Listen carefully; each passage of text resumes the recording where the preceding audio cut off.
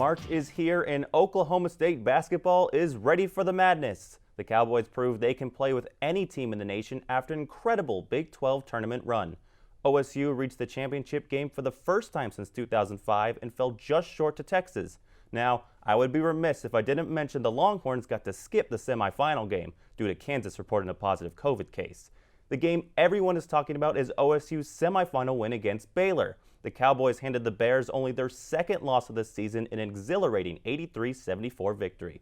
Big-time performances from Cade Cunningham and Avery Anderson made the difference as both players scored 20-plus points.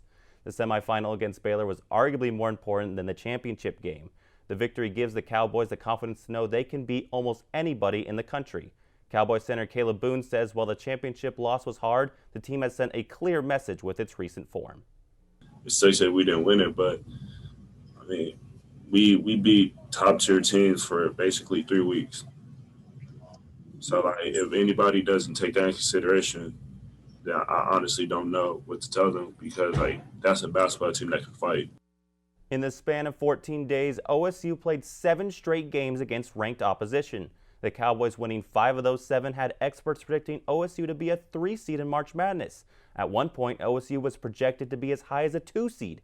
Head coach Mike Boyne was less than pleased when the announcement came on Sunday that his team was a 4 seed. I was surprised a little bit. I don't know. I'm not going to gripe, right? You got to beat good teams if you're going to play in this tournament. I thought we should have been a 3, but it is what it is.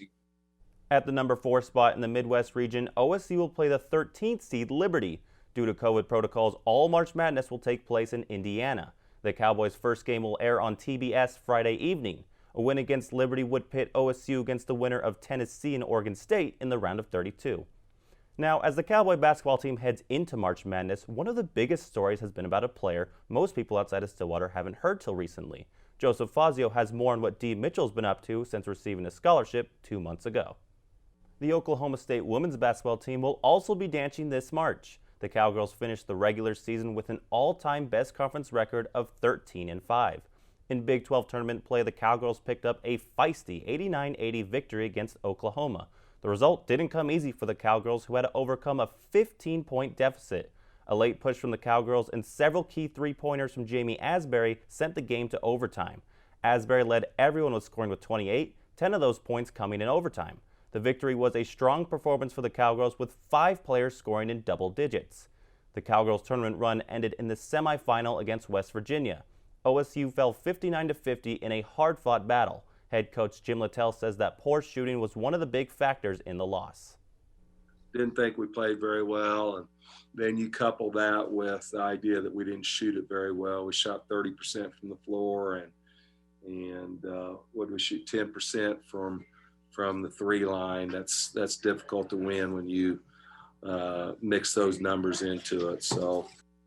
For the Cowgirls will be Wake Forest in March Madness. OSU was given the number 8 seed Monday evening. A win against Wake Forest would likely see the Cowgirls pitted against the number 1 overall seed Stanford.